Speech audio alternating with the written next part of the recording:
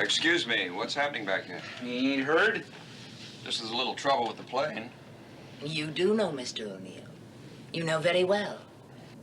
Those things which this man has taken, removed from the soil where they have rested for thousands of years. Oh, lady, whatever are you talking about? They are sacred things. They have their own powers. That is what is happening to us. Oh, come on, I'm not going to listen to this. Paul, do you know what she's talking about? The Droata, Mrs. Pinder. Of course, the Druids. Believe it or not, here we are in the last half of the 20th century under these circumstances. And what are we worrying about? The grotesque practices of a primitive cult that was stamped out before the coming of Christ. Not entirely, Mr. Kovalik. There are still Druids. Oh, yes, of course there are. And there are still witches and Satanists. And those who believe that Jimson weed can make them immortal. There's never been any shortage of idiot things to believe in, nor idiots to take them up. Stop it! What have Druids got to do with what's going on here? Everyone on that heath knows the legend. They've faded for hundreds of years. Inside the altar at Grove Abbey was a Druid sacrificial stone. That stone is on this plane. Hey, lady, you trying to tell me that a piece of rock's got something to do with killing the flight engineer? The abbey was built on the sacred grove of the Druids, a place where they committed human sacrifices to the ancient gods of darkness, cold, wind, the old ones they call them. And every 100 years, at the summer solstice, they still... Midsummer's Eve. Paul, you said that was tonight. For all I know, it's Halloween. How do you know all this stuff, anyway? Well, if it's any of your business, I'd like to look at ruins. Preferably religious ruins. Why don't you just knock it off? Confession is supposed to be good for the soul, isn't it? Paul Manya? is a priest! Was. Very definitely was. They have enough trouble without sticking them with me. Okay, so he struck out as a priest, so what? What's that got to do with us? With all this crazy business. This lady's talking about demons and spirits and stuff on this airplane. Well, I'd sure like to get some answers, and right quick. Perhaps you are too eager for answers. Sometimes there are none. The only magic I know is that man can resist gravity and fly at 37,000 feet. I hope that makes you happy. It hasn't me. What would? I'm going to open a bottle of it right now.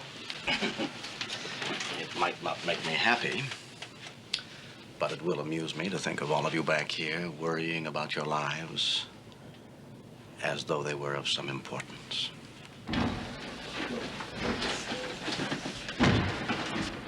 He doesn't matter. We have to find out what it wants.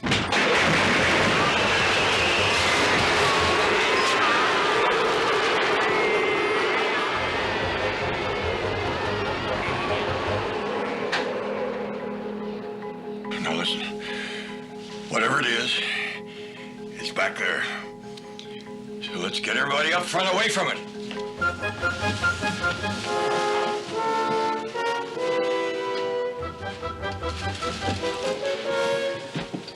Oh, miss, nobody goes back there until this whole thing is cleared up. You understand? Nobody. Is everybody here? Where's the little girl?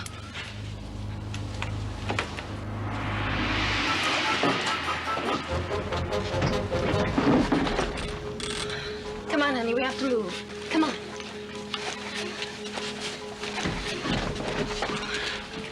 My baby. Look, I'll get everything. You run up front now, okay?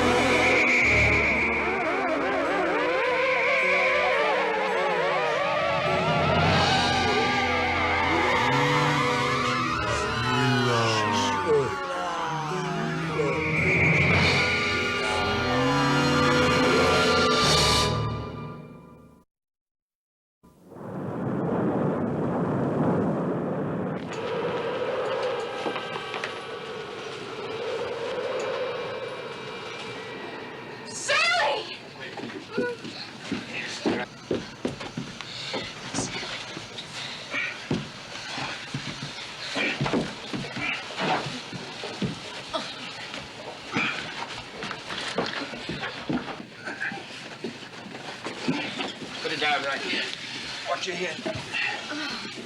Someone get us some blankets. It's very nearly frozen.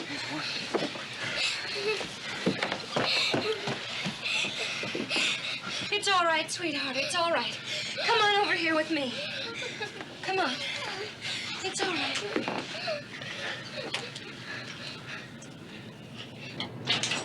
The plane's breaking up. There's a crack. No structural break. It's inside the plane.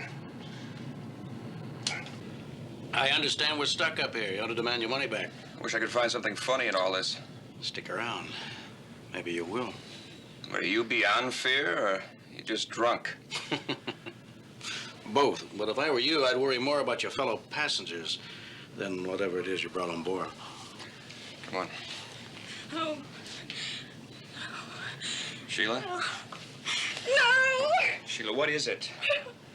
You're hearing something, aren't you? My wife has been hearing voices, but she was treated for nervous exhaustion a few weeks ago. What do you hear? I don't know. Voices. They keep calling my name. It stopped. Do you remember what you said when you fainted? Ore igne sancti spiritus. Yes, I heard that. One of the voices. What does it mean? Well, do you know or don't you? It's from a black mass. A prayer to the devil? Or to that thing back there. My wife is imagining things, that's all. She's hearing voices. Manya. Paul says she was reciting a black mass. Sounded like it. I was probably wrong. I was a worse scholar than I was a priest. It was a man's voice, wasn't it? Yes. Do you know who that was, my dear? In 1407, Lord Compton, the owner of the land on which the abbey stood, your ancestor, was burnt at the stake for heresy and murder. He had worshipped the Druid gods, offered human sacrifices, members of your own family. And now, the old ones, Well, so you're what's the what hurry? they want. You're the sacrifice they demand. Maybe she's right. What else can it be? Everything's gone crazy. You know all about these things. You were a priest, weren't you? What can we do? You don't want a priest, Mr. Farlee. You want a parachute. Don't you laugh at me.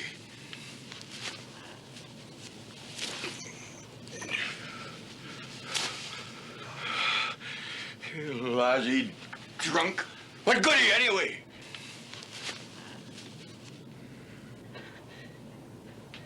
The sacrifice. The child. Where's the child? You going crazy? No! No! Please! Perhaps we could offer it this. You mean like voodoo? You want to offer the doll instead of... My God, that's hideous. We need to dress it. We'll need something of Mrs. O'Neill's. You can't do You this. stay out of it. But I understand what's happening here. I'm the only one that does. I'm warning you, it won't work. You'll only make things worse. It will work. It's worth trying. Anything is. Is this yours? Wait a minute, you leave my wife's thing. No, Alan, don't. You got us into this. You brought that thing aboard. Now stay out of it or you'll get hurt. I got one of Farlee on that.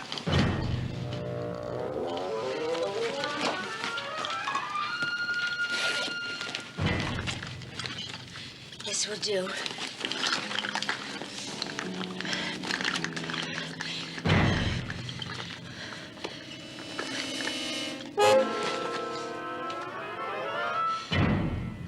We need something more.